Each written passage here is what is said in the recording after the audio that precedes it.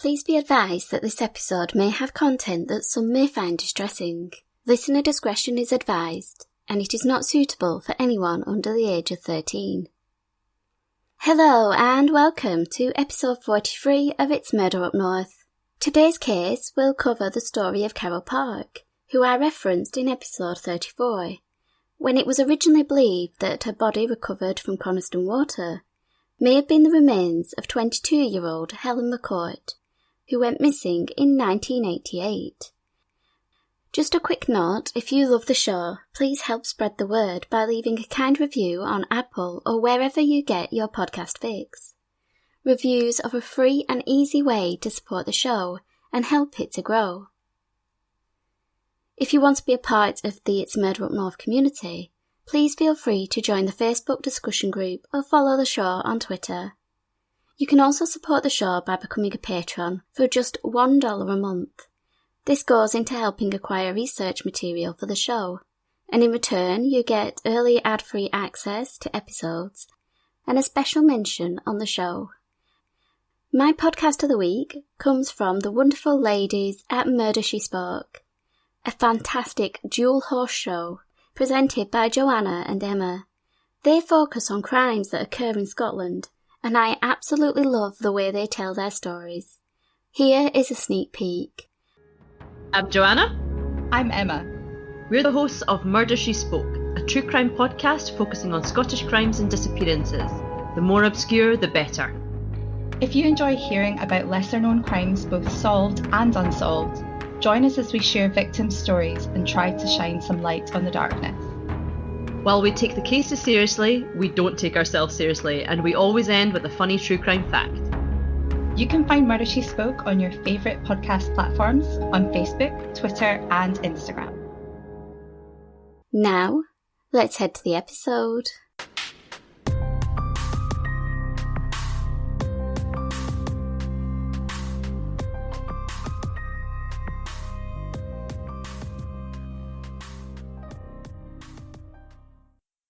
The Lake District in the northwest of England is a place of outstanding natural beauty. Home to Scafell Pike, the tallest mountain in England. The landscape of misty hillsides and tranquil lakes has inspired writers such as Beatrix Potter and poets such as William Wordsworth. Adored by history lovers, tourists and hikers, it is one of the most popular places to visit in the UK. And with its spectacular scenery, it is not hard to see why. Amongst the many lakes that give the area its name is Coniston Water, which is approximately 5 miles long, a mile wide, and goes to a depth of over 180 feet. It is most notable for the attempts by Donald Campbell to break the water speed record. In 1966, he set the record at 300 miles per hour.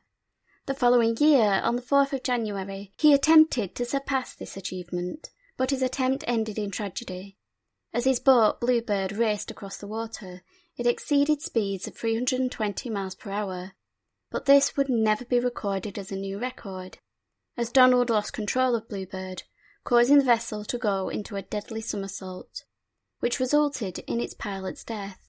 Both Donald and Bluebird disappeared beneath the lake's surface, and their remains were lost to the depths. On the 10th of August 1997, the lake would reveal one of its secrets, as a body was discovered from the dark waters, having been discovered by amateur divers who had spotted an unusual object, which lay approximately 27 metres below the lake's surface, and 200 metres from the shoreline, near an area known as Bailiff Wood. Naturally, it was speculated that Donald Campbell's remains had been found. When it was revealed that the body was that of a female, it was hoped that this would be the body of 22-year-old Helen McCourt, who had disappeared from Liverpool in 1988. However, when the body was examined, it was quickly determined that it was not Helen, whose remains have not been located. The body was badly decomposed, dressed in a blue baby doll nightgown decorated with blue floral print, which had browned and decayed over time. The woman had been tied up using roughly 20 feet of rope, which according to the court documents was, quote, tied and bound to her right shoulder blades, wrapped around her body at least 3 times, and tied with various complicated knots into a fetal position." End quote. The woman's remains had been wrapped using various materials. These included, quote, "first a plastic bin liner over the bottom half and another over the top half, then a grey nylon rucksack with padded straps over the bottom half, all of which had been put together into a man-made sack fashioned by sewing up a black pinafore dress. In order to weigh the body down, the perpetrator had used a piece of lead pipe, which had been folded into a more compact form, before being tied to the victim's midsection. Dr. Edmund Tapp conducted 2 separate autopsies on the body, which was partially skeletonized.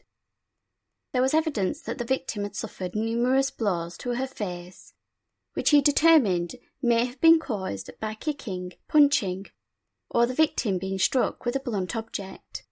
The pathologist theorized that the object that had inflicted the injuries had a sharp edge. In court documents, injuries sustained by the victim are described as, quote, "the central part of the face had been destroyed by at least 2 blows from the object in a downward direction. There were also possible defensive injuries to the small bones of the left hand, near to the wrist." Dr. Tapp concluded that the unidentified woman had most likely died due to being struck about the face and head with a sharp object. He described how the injuries had, quote, "resulted in upper respiratory obstruction, or in drowning of the lungs with the inhaled blood, via the destruction of the nasal and other facial bones, and that an axe or chopper could have been used." He also asserted that the body had been bound by the ropes approximately 2 to 4 hours after her death, prior to the onset of rigor mortis. However, this conclusion was disputed by a second pathologist, Dr. Lawler, who argued that due to the state of decomposition, it would be difficult to accurately determine a cause of death, although he did agree that the injuries were consistent with blunt force trauma.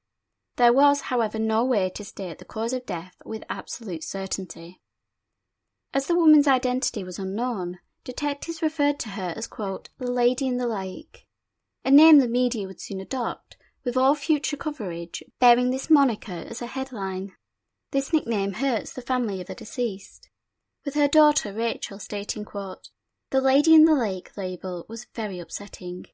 It seems to dehumanize the whole thing.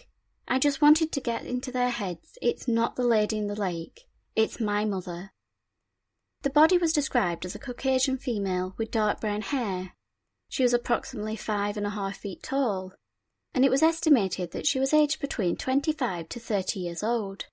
However, her true identity was only confirmed when dental records were searched, which revealed the woman was 30-year-old Carol Park, who had gone missing in July 1976, 21 years earlier, and was one of the oldest unsolved cases in England. Born in 1945, Carol had been adopted at a young age by the Price family, and she grew up to have close relationships with her older brother Ivor and younger sister Christine. Growing up, Carol was bright and outgoing. In her teens, she was introduced to 20-year-old Gordon Park via a mutual friend. She was working as a clerk at the town hall, and he was helping run his parents' wallpaper business, but they both wished to pursue careers in teaching. Their relationship was a passionate one, filled with both love and fury. But no matter how tumultuous it was, and despite numerous breakups, their love drew them back together. And in August 1967 they were married, although their relationship continued to be a turbulent one, with her free-spirited nature clashing with his desire for order and control. The couple moved to the village of Lees, which lies in the rolling countryside of Cumbria, approximately 18 miles away from the shores of Coniston Water. Beneath the roof of this new home, the arguments continued to rage. 2 years into their marriage, the family were devastated by the death of Carol's sister, Christine. She was just 17 years old and a mother to an 18-month-old daughter. Christine had been strangled by her partner, who was later sentenced to life in prison. Carol and Gordon adopted Christine's daughter Vanessa, and shortly after they welcomed their own children, Jeremy and Rachel. But the added pressure of parenthood put further strains on the couple's relationship. resulting in both parties having extramarital affairs. By 1974, the relationship had reached its breaking point, and Carol moved into a nearby guest house, where she could still have contact with her children, yet away from the continuous arguments. During this separation, Carol met David Brearley while on a teacher training course. He made her feel loved, wanted and happy, and a relationship quickly developed. Carol moved in with David, after which she petitioned for custody of her 3 children. However, in March of 1975, the court ruled against her, awarding full custody to Gordon Parks. In the months following this decision, Carol became increasingly unhappy. She missed her children, began suffering from a low mood, and struggled to control her feelings. Concerned, she sought help and was diagnosed with depression, for which she was provided treatment. Carol also decided that she needed to be with her children, and in August 1975 she moved back to the marital home. However, within days of returning to her family, the arguments began again, fueled by anger and jealousy. David would later tell the court that shortly after Carol had left him, he received a phone call from Gordon, who stated that Carol had, quote, gone absolutely berserk. She wanted to be with me. She didn't want him, and could I go and collect her?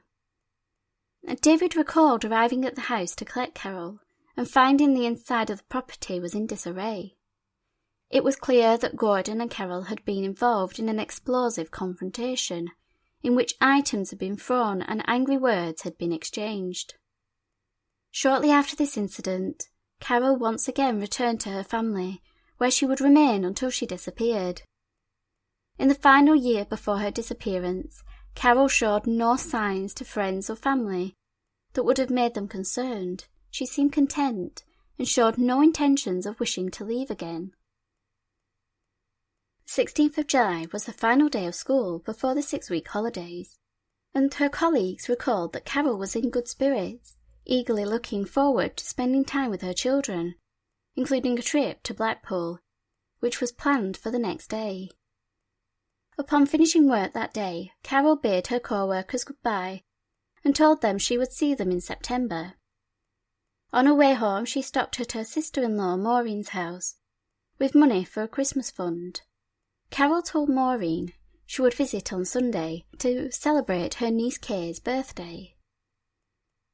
The Park House was a noisy and chaotic place on Saturday the 17th, as the 3 children hurried around with excitement, asking their dad when they would be setting off. But one member of the family was not filled with the same energy.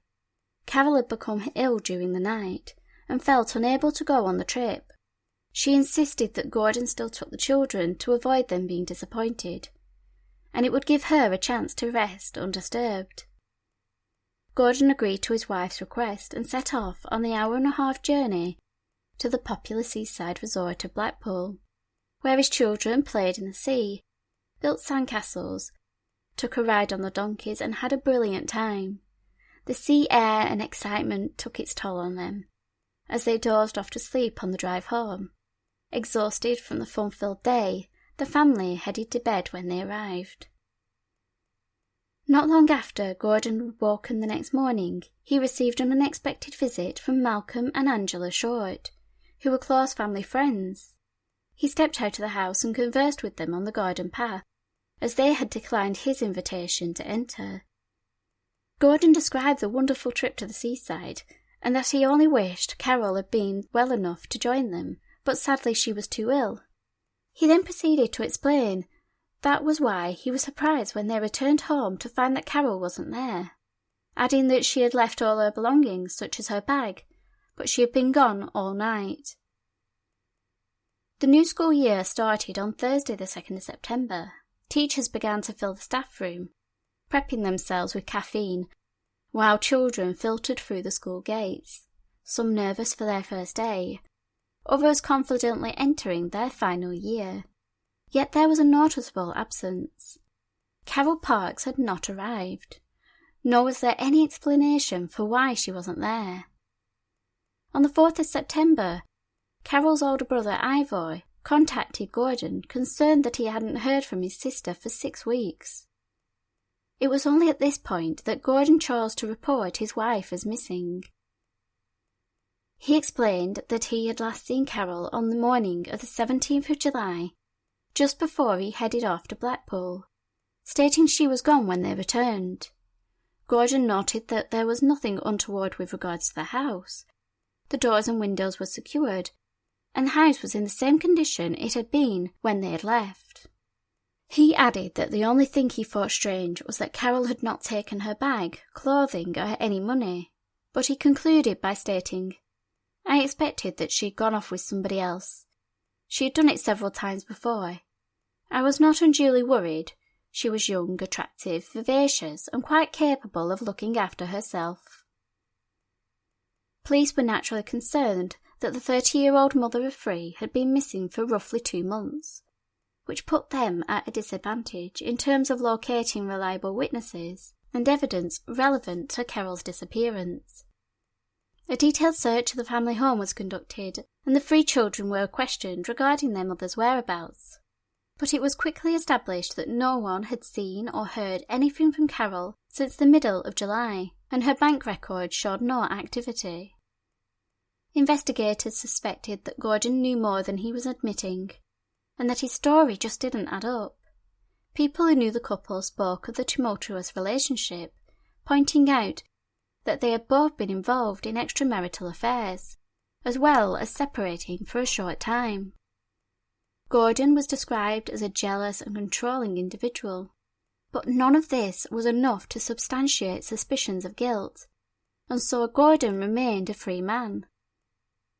Anne Walker, who was a close friend of Carol's, spoke fondly when remembering her friend, and reflected on the couple's relationship, and stated that Carol was, quote, friendly, open, very clever and ambitious. Carol thought she had made a good marriage. The Parks were somebody in Barrow. She thought she had made a good match, but it wasn't long before she realised that she had got a rather controlling man, who was very difficult to live with. She said she could judge his temper when he was going to be volatile. Once or twice, when she went into the village to meet her husband, she asked if Derek could go and bring her back, because there would be times when she wouldn't dare get in the car with him. So there was a certain element of fear there even 2 years before she died. End quote. After 6 months, the case grew cold.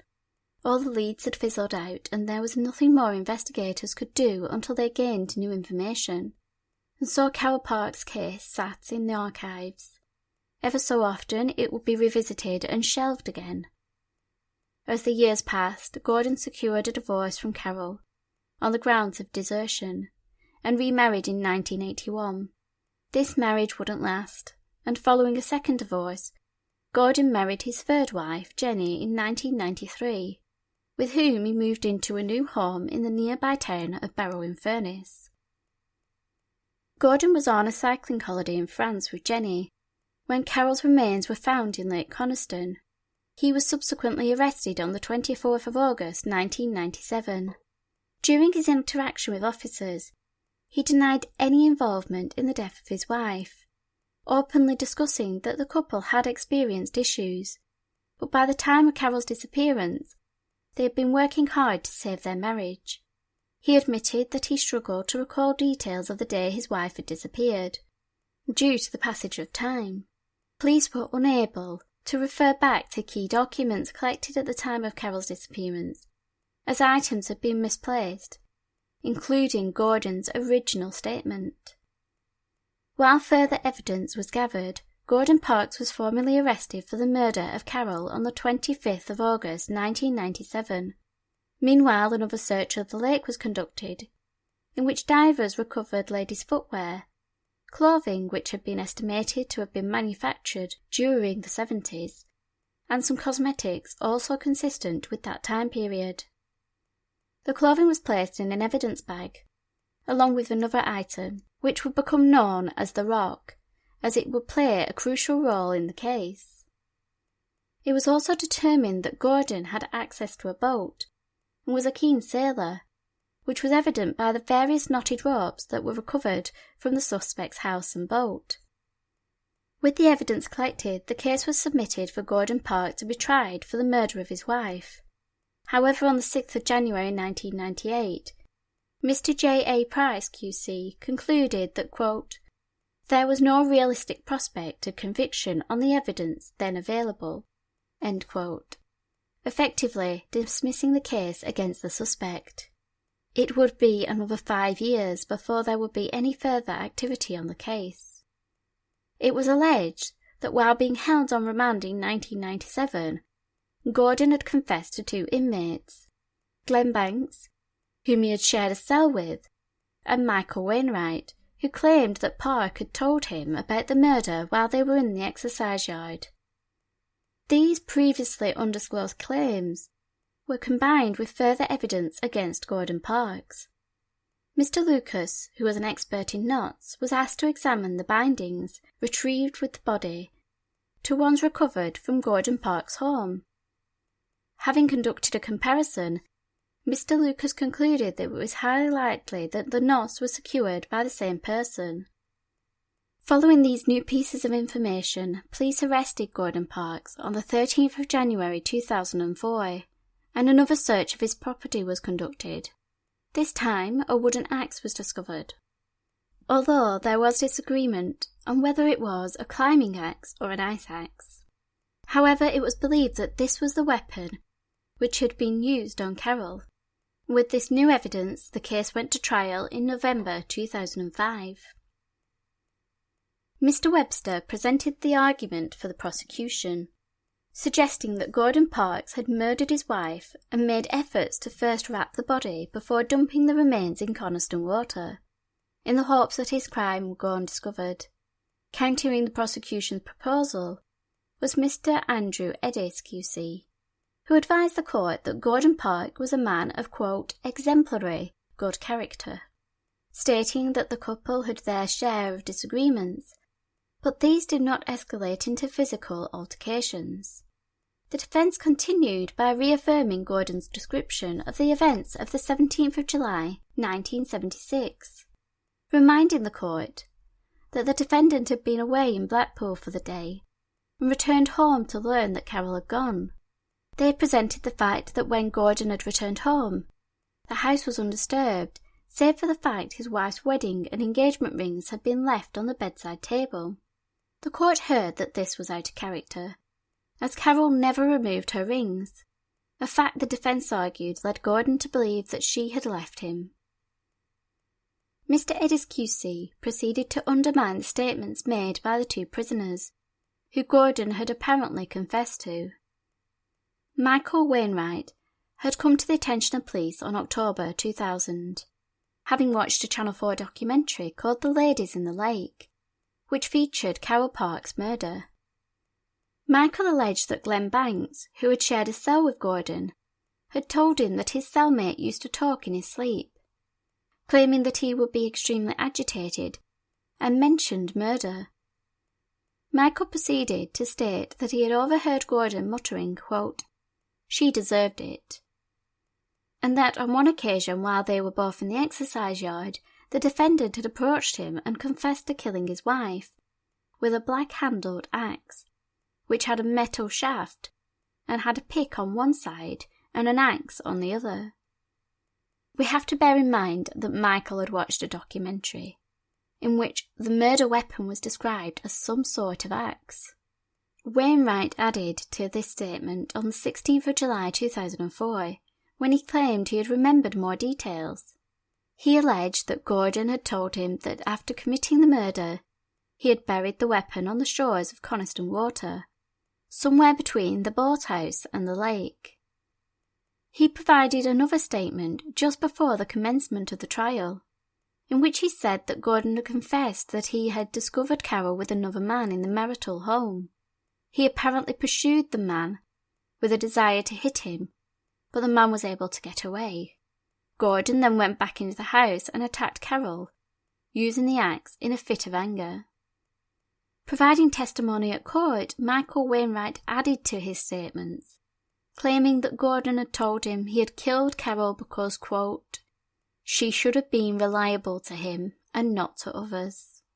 He proceeded to advise that the defendant told him that, quote, he had put his hands around her neck until she passed out, and had then used a weapon in order to start to dismember the body, but had stopped, and had then wrapped her up. He said that he put her body in the car, and had taken her to Coniston Water, where he had gone out on his boat. He had later buried the ice axe. During cross-examination, a number of issues in Michael's testimony were identified. The defence cast doubt on his claims that Gordon had confided in him. After all, Gordon was only on remand for a short period of time, and it hardly seemed like there would be adequate amount of time for the pair to have built a trusting relationship.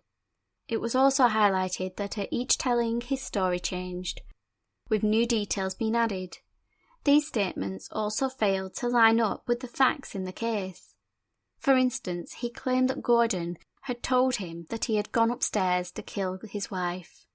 But the house the couple resided in was a bungalow, so it didn't have stairs. Wainwright added extra details, such as Gordon finding another man in his house. And even when he gave testimony to the proceedings, he had expanded his story again, this time suggesting that Gordon had intended to dismember Carol's body. To further discredit the witness, the defence advised the court that Wainwright had a long history of drug addiction and mental health issues, which had resulted in him being admitted to a psychiatric hospital on 4 separate occasions. The defence suggested that Michael Wainwright was, quote, an attention seeker, that giving his false evidence was a chance for fame. The other man who had been in prison with Gordon was Glenn Banks, who had shared a cell with the defendant. Glenn had learning difficulties, which meant that he had to be questioned by police in the presence of an appropriate adult. When asked about the conversations with Gordon regarding Carol's death, he stated, quote, he put her down with bricks and a pipe. During the trial, Glenn gave evidence via video link. He claimed that Gordon admitted he had, quote, killed his missus. Gordon proceeded to tell Glenn that he should not have done it. Glenn's testimony continued with him explaining how Gordon alleged that he had, quote, taken his wife to Blackpool in a boat, had killed her on the boat, and had dumped her body using black bags and weights, or bricks. Like with Wainwright, there were inconsistencies in Glenn's statements, the main one being the claim that Gordon had told him that he had been on a boat sailing to Blackpool when he killed Carol. Glenn also claimed that he had shared a cell with Gordon for 7 months, despite the defendant not being on remand for that length of time. When he was asked whether someone had planted the idea in his head to implicate Gordon for the murder, Glenn responded that he wouldn't, quote, fix somebody up.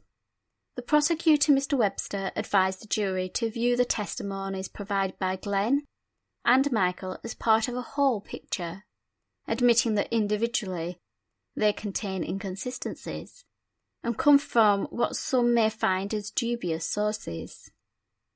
The prosecutor reminded the jury that as a school teacher, Gordon Parks would probably have been given a tough time while on remand, and this may have caused him to seek out someone he could confide in.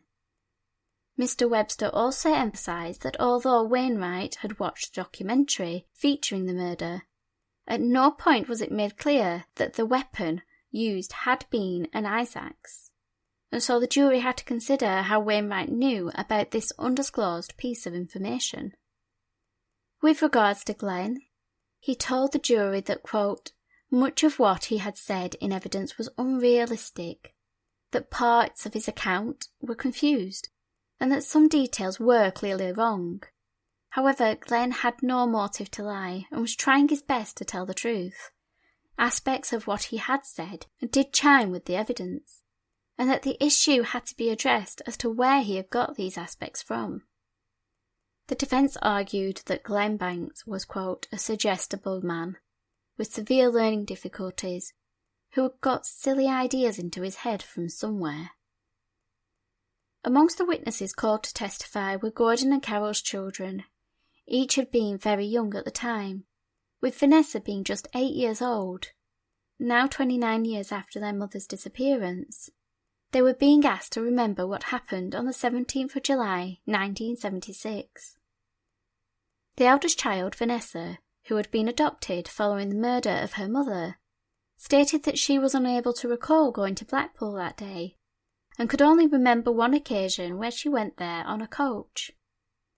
With regards to the condition of the house when they had returned, she stated that it appeared as though nothing had been taken in terms of Carol's belongings, but added that she couldn't be 100% certain.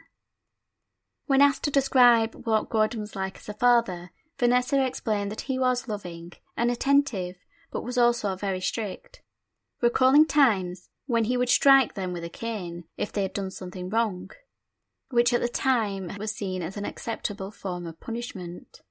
Vanessa concluded by confirming that Gordon had been a good father, and she praised him for raising 3 children on his own. Her younger brother, Jeremy, stated that he remembered his mum being in bed that morning, and he had pleaded with her to come with them to Blackpool, but she refused. This contradicted 2 other statements that had been made regarding that day. One made by Jeremy, when questioned by the police shortly after his mother was reported missing. In this statement, he had not referred to this exchange with his mother, which would have been the last time he would have spoken to her. But when asked about this, Jeremy, who was by 2005 in his 30s, advised that he admitted to tell the police at the time because he was young and frightened, and this had made him forget. His suggestion that he had seen his mother that morning also went against what Gordon claimed happened. The father stated that he had told the children that their mother was ill and that they should let her rest, and as such Gordon believed that none of the children had seen Carol that morning. There are a number of explanations for the inconsistencies in Jeremy's story, the main one being that time dulls and changes memories, which can naturally lead to stories changing. Another possibility is that Jeremy had spoken to his mother that morning, although his father was unaware of this occurring. I know when my partner has told my girls that I'm not well and they need to let me rest, they cannot resist sneaking into the room for a cuddle, and perhaps Jeremy couldn't either. The next option, which I want to state is just a theory and has not been substantiated by any evidence, is the possibility that Jeremy is lying about seeing his mum that morning, perhaps to protect his father, whom Jeremy has always maintained did not kill his mother. Rachel and Jeremy both contradicted Vanessa's claims that Gordon was strict and had hit them when they were naughty. Both siblings denied this happening. This was despite Rachel having told police this had occurred during her questioning in 1976. Now 29 years later, Carol's daughter alleged that she only said this to the police because they had, quote, put words in her mouth. As the youngest, Rachel had no recollection of the day her mother disappeared, but she spoke fondly of her father. In 2004, a couple had approached the police with new evidence. Having been made aware of an arrest in the case, Mr. and Mrs. Young recalled being in the Lake District in 1976 and spent some of their holiday by Coniston Water. They alleged that while they were parked by the eastern shore, they witnessed a small white boat and remembered seeing an individual on the vessel place a large bundle into the lake. At the time, the couple had made light of the sighting, with Mrs. Young stating in jest that man was disposing of his wife. The Youngs had no reason to be suspicious. Carol wasn't reported missing until 2 months after this incident, so as far as they were aware, this man was just dumping rubbish in the lake. In her initial statement, provided 28 years after the incident, Mrs. Young described what she saw that day, quote, "A small yacht, white in colour, with a mast but no sails up, with one male on board. He was of slim build, was standing up and was wearing a black wetsuit and spectacles, and had brown or auburn hair that was either wavy or curly." End quote. To corroborate their story, police took the couple to Coniston Water and asked them to point out where they had been on the shore when they saw the boat. Mr. Young explained that they had, quote, been parked on a beach at the side of the lake and that straight in front of them on the lake they had seen a man standing in a small white boat. He was wearing a black or a very dark wetsuit, was thin and very thin-faced, and had brown auburn hair and possibly a moustache. He then pointed out a spot opposite Bailiff Wood, which was near to the location where Carol was found. However, his wife identified an area known as Machel Coppice, although she couldn't be 100% certain. The defence argued that this area was approximately a mile away from where Carol's remains were located, and that from that vantage point the dump site would not have been visible. This was countered by the prosecution, who explained that 28 years had passed since this incident, and in that time the area will have changed in appearance. However, the couple stated that they had been on a beach on the eastern shore, and as Bailiff Wood was the only part of the eastern shore with a beach, it is logical to surmise that the couple had indeed been in that location. The young statements were probably the most reliable, bearing in mind that they had been on holiday at the time, which meant that they had a reason to remember where they were on the 17th of July. It has been proven that memories tend to be more accurate if they are attached to a key moment in a person's life. For instance, many people can remember where they were and what they were doing when major historical events have occurred. We also tend to remember incidents that are out of the norm. For a couple on holiday in a beautiful location, they are more likely to recollect the unusual behaviour of a man dumping a package in the lake. Gordon Parks conceded that the description provided by the Youngs did indeed sound like him, but he argued that he only wore his glasses for reading. However, this claim was debunked when he was confronted with a photograph from the time, in which he can clearly be seen wearing glasses. He also stated that he owned a boat, which he frequently sailed on Coniston Water. However, he alleged that he had sold his vessel in June of 1976, and therefore it could not have been him on the lake. Once again, the prosecution proved this claim to be false, as the defendant's own notes in his sailing log showed that he still had possession of the boat until July 1976, not only a month later than he had claimed, but it could be argued that he still had access to the boat around the time Carol was last seen. Moving on from these testimonies, the defence put forward arguments for someone else being responsible for the murder, in the hopes that the jury would conclude that Gordon Parks was not the killer. It was put to the jury that on the Saturday that Carol disappeared, a VW Beetle was seen on the Parks driveway, and it was speculated that Carol had left in the car with its male driver. In 1997, following the discovery of Carol's remains, Sabine Dixon, who had lived next door to the Parks in 1976, provided a statement in which she claimed that, quote, "On the morning, or at lunchtime on the day that Carol had disappeared, I had seen a pale blue or grey-blue Volkswagen Beetle drive up to Bluestone and stay for about 15 minutes. It was driven by a man who was not the defendant. I believe that I may have seen the car on a previous occasion or occasions when the Parks were both at home.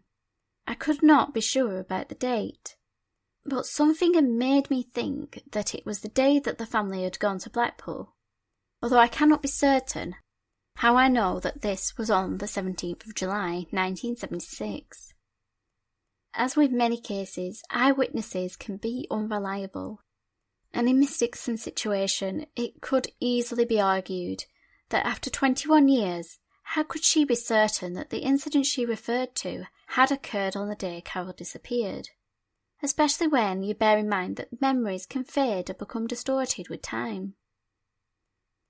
Dorothy Baines took to the stand, and she had known Carol and recalled seeing her at a service station 18 miles away from the family home.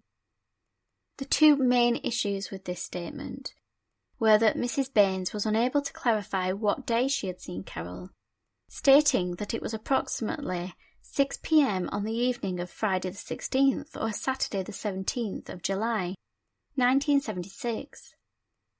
The prosecution highlighted that the witness had not approached the police with this information until 1988, and claimed that her account was, quote, confused and plainly wrong, and that Carol heading south was inconsistent with her ending up in the lake.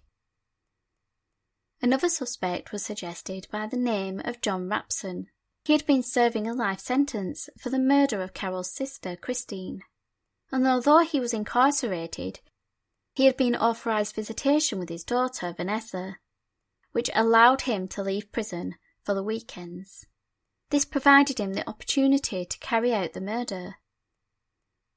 Prosecutor Mr. Webster argued against this speculation, stating, quote, "There is no way that Carol would have gone off with her sister's murderer at all, and especially while wearing a short nightgown." Against the background that it had been suggested that John Rapson had an interest in bondage, there was no question of Carol having been tied up for sexual gratification. The purpose had been to make her body as small as possible. There was no evidence that John Rapson had the necessary expertise in tying knots. Rapson, who had denied any involvement, would have had no purpose in seeking to remove the body or take off Carol's rings. The evidence presented to the court was accompanied by expert testimony in an attempt to persuade the jury of Gordon Park's guilt. It was believed that the lead pipe that had been used to weigh down Carol's remains had originally belonged to a high-cistern lavatory. Unlike toilets today where the water system is built into the back of the toilet, in the 1970s it was common for the cistern to be attached to the wall high above the seat, with a pipe connecting the two. A chain was attached to the system, and when pulled, the force of gravity on the water would flush the toilet. It was suggested that the lead pipe was akin to one which would have connected the cistern to the basin.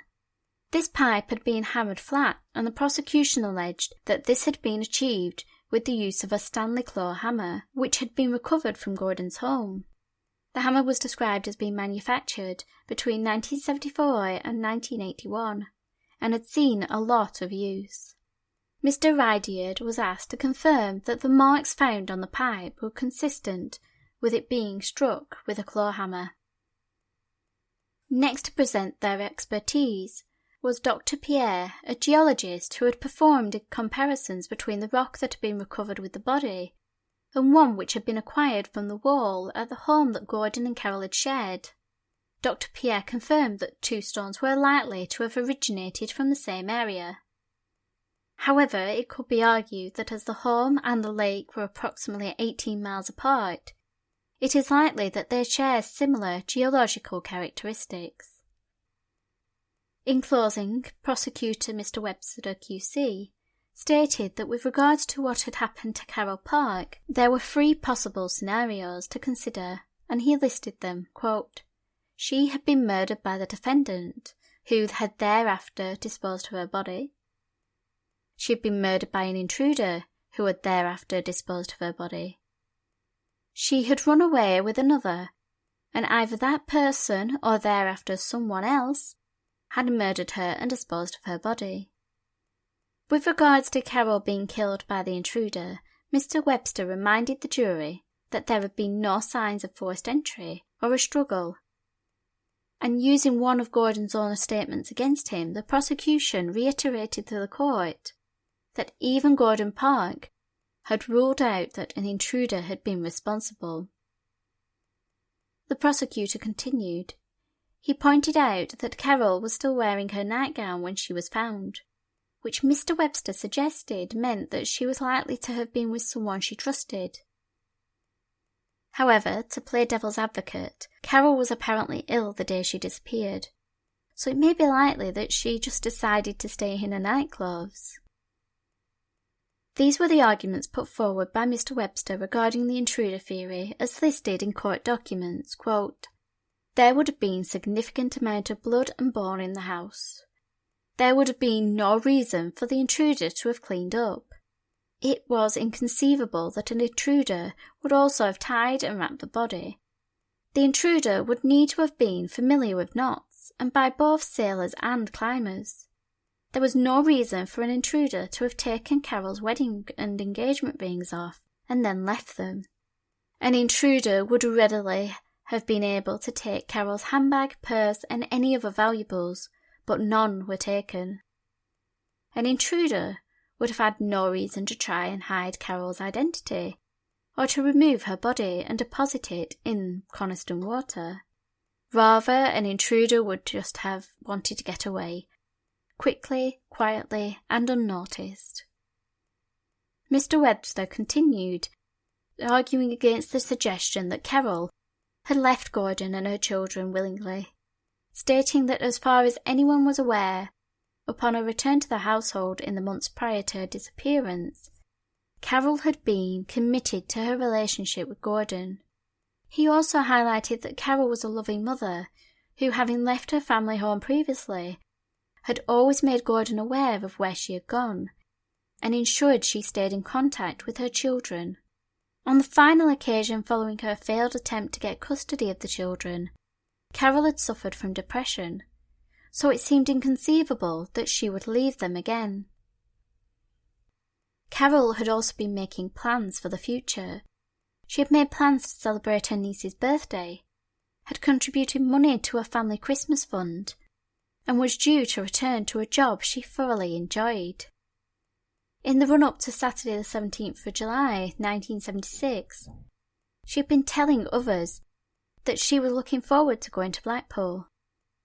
Mr. Webster also contended that if Carol had chosen to leave, surely she would have taken essential items such as identification and money. The prosecutor's final statements were noted in court documents. Quote, "The events after the murder of Carol were clearly calculated, as demonstrated by the apparent attempt to disguise her identity, the taping of her eyes, the sewing up of her pinafore dress, and the time and care taken in relation to the disposal of her body. It could thus be inferred that it was no coincidence that Carol had disappeared on the first day of the school summer holidays, thereby giving the maximum amount of time before she was missed at work. Gordon also had a potential motive, marital difficulties and past infidelities. There was also a strong inference that the murder had not been carried out by Rapson, by any intruder, or by any new lover, and therefore it must have been carried out by the defendant.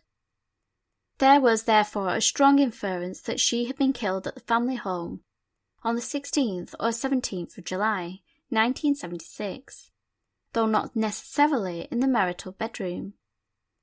Despite Gordon being told by Carol in the morning of Saturday the 17th of July, 1976, that she was unwell, on his return he made no inquiries of anyone, including any doctor or hospital, as to where she was.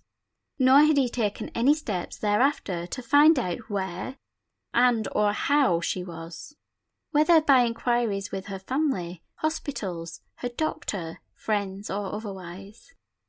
Mr. Edis then presented the defence's final arguments, which once again were noted in the court documents. The lawyer stated that, quote, "There is very little evidence as to how Carol's death had occurred, only that there had been inhalation of blood via blows from perhaps a heavy, sharp instrument." The defendant had given essentially the same account throughout his interviews, and to the extent that it had varied in some details from what he had said in evidence. Those variations were the development of memory rather than any conscious attempt to lie. All of his children have spoken of him as being a loving parent and of a non-violent disposition. A considerable amount of evidence has been given as to the defendant's positive good character. Apart from the alleged prison confessions, all the evidence was circumstantial and thin. There was nothing like blood on his clothing or a hair specimen to tie him into the fatal events. None of the ropes used to tie Carol's body could be linked with any of the ropes recovered from the defendant's houses and boat. The knot-tying skills demonstrated by the person who bound Carol's body were nothing particularly special. If there was a mystery lover on the scene, that would open up all sorts of possibilities, because anything could have happened to Carol, whether by being taken away by a mystery man, or at the hands of someone else after that. in contrast to all the evidence about Carol being in a good frame of mind before she had disappeared. The jury should bear in mind the following strands of evidence that the prosecution has ignored. Sabine Dixon saying that earlier in 1976, Carol was in low mood. The Prices thought that at an event at the Barrow Civic Hall about a week before Carol disappeared, she was depressed or low. Albeit that Rapson had no reason to dump Carol's clothes and had no connection with Coniston, the prosecution has failed to exclude the possibility that he was the killer, and that it would be an extraordinary event if both sisters had been killed by different men, as opposed to by the same man.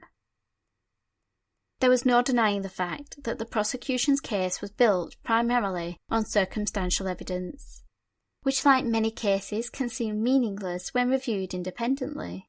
However, when it's all pieced together, it can create a compelling argument towards a person's guilt. Returning from deliberation, the jury seemed to have been swayed by the wealth of circumstantial evidence, and they found Gordon Park guilty. He was ordered to serve life in prison with a minimum term of 15 years. Gordon Parks and his family sought to appeal his sentence. He requested that it be overturned on the grounds that his conviction should be deemed unsafe, due to unreliable witnesses, namely the two inmates, and the lack of evidence. However, in 2008, the appeal court declared Gordon Parks' conviction safe. Just 2 years later, on his 66th birthday, Gordon was found deceased in his prison cell after taking his own life.